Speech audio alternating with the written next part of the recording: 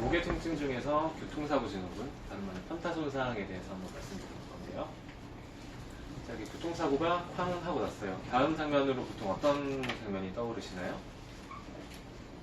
이렇게 뒷목을 잡고 내리는 장면이 떠오르시지 않나요? 보통 이렇게 뒷목 잡고 이렇게 교통사고 났을 때 뒷목을 잡고 내리는 이런 장면을 많이 떠올리는 이유가 교통사고가 실제로 일어났을 때 목이 가장 많이 다치기 때문인데요. 일반적으로 근골격계에서 가장 손상이 많은 부위, 통증이 많이 호소하는 부위는 이제 허리나 무릎 쪽이 원래는 이제 목보다 더 손상이 많이 일어나는데 교통사고가 일어났을 때는 목의 통증이 가장 많이 일어납니다. 오늘 이거에 대해서 한번 말씀드려 보겠습니다. 일단 왜 목의 손상이 가장 많이 일어나느냐, 일단 우리가 안전벨트를 매고 있잖아요. 이렇게 운전을 하고 있을 때 뒤에서 차가 쾅 하고 들이받는다고 생각하면 어떻게 될까요? 몸이 뒤로 확 꺾이겠죠?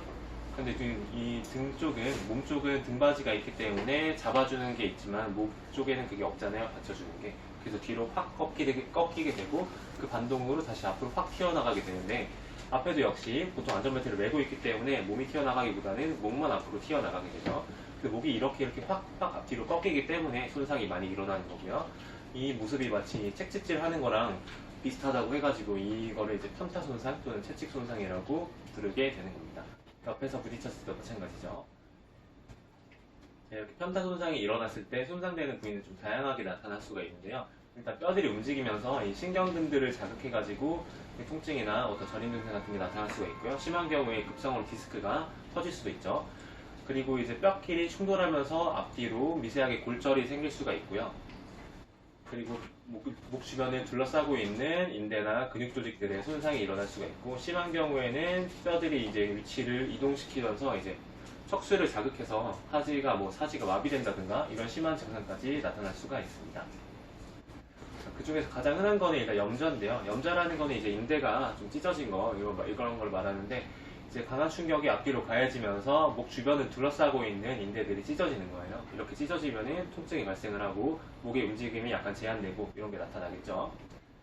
교통사고의 흔한 증상들이 그래서 일단 목이랑 어깨 통증이 있고, 뇌진탕 같은 게 일어날 수가 있기 때문에 두통이나 구토, 미식거림 같은 게 같이 나타날 수가 있고요. 목을 움직이는 게 조금 제한되고 허리가 아프고 이런 증상들이 나타날 수가 있는데, 이 모든 증상들이 이제 지연성으로 좀 시간이 지난 후에 나타날 수가 있어요. 그래서 이제 교통사고 나타난 당일이나 다음 날에는 몸이 괜찮네 싶어도 한 일주일 정도 지났을 때는 이런 여러 가지 증상들이 나타나면서 불편해질 수가 있다는 거 꼭 알아두셔야 되고요.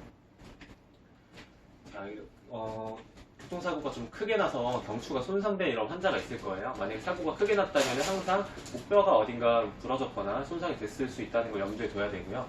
그럴 때 그런 환자를 어떻게 다뤄야 되냐면, 목을 확 움직이게 되면은 그 목뼈가 부러져 있는 상태에서 목을 확 움직이다 보면은 척수를 자극해서 원래 없던 병변이 심하게 생길 수가 있기 때문에 목을 앞뒤로 심하게 꺾는 건 최대한 자제를 해줘야 되고요. 목이 있는 그 상태로 움직여야 되고, 이렇게 깁스를 사용하는 것도 좋은 방법이고요. 그래서 경추가 손상되었을 수 있다는 가능성을 항상 염두에 두셔야 된다는 것을 말씀드립니다. 치료는 이런 방식으로 합니다. 보통 이제 큰 충격이 가해지면서 몸이 이곳저곳에 이제 타박상이나 어혈이 많이 생기기 때문에 어혈들을 빼줄 수 있는 그런 한약을 사용해서 어혈들을 배출을 해주면 빠르게 통증을 잡아줄 수가 있고요. 다음으로는 이제 저희는 어혈침이라는 걸 사용을 하죠. 손끝, 발끝, 사지 말단에서 막혀있는 어혈들을 풀어주면서 전체적인 순환을 개선시켜주고 통증을 조금 빨리 완화시켜줄 수가 있습니다. 그리고 같이 교정을 동반을 하게 되는데요. 교통사고가 일어나서 목을 다치게 되면 일단 뼈가 틀어지는 경우가 굉장히 많습니다. 그래서 교정을 같이 해주는 게 훨씬 더 효과가 빠른데요. 초반에 1, 2주 정도에는 이제 드러나지 않은 다른 손상들이 있을 수 있기 때문에 목을 심하게 자극하는 것보다는 근막을 이완하는 것 위주로 이제 치료를 해주고요. 그 이후에 어떤 증상이 다 드러난 이후에는 골타요법이나 직접적으로 뼈가 틀어진 부분을 맞춰주는 방법으로 치료를 하게 됩니다. 또 이제 약침이나 분침 같은 거를 상황에 맞춰서 같이 써줄 수가 있는데요. 신경이 많이 예민해져 있다든지 손상되어 있다든지 또는 혈류순환이 부족하다든지 이런 거를 상황에 맞는 약침이나 분침을 같이 써줌으로써 훨씬 더 빠른 치료 효과를 기대를 할 수가 있습니다. 오늘 이렇게 교통사고 증후군, 편타 손상에 대해서 말씀드렸는데요. 교통사고가 이제 남의 일 같지만 나에게 한 번쯤 일어날 수 있는 일이잖아요. 그래서 교통사고가 일어났을 때 어떻게 대처해야 되는지, 어떤 손상이 일어날 수 있는지 이런 걸 잘 알아주셔야 되겠고요. 만약에 교통사고가 나에게 딱 일어났어요. 그럼 어디 가서 치료를 받으시면 될까요?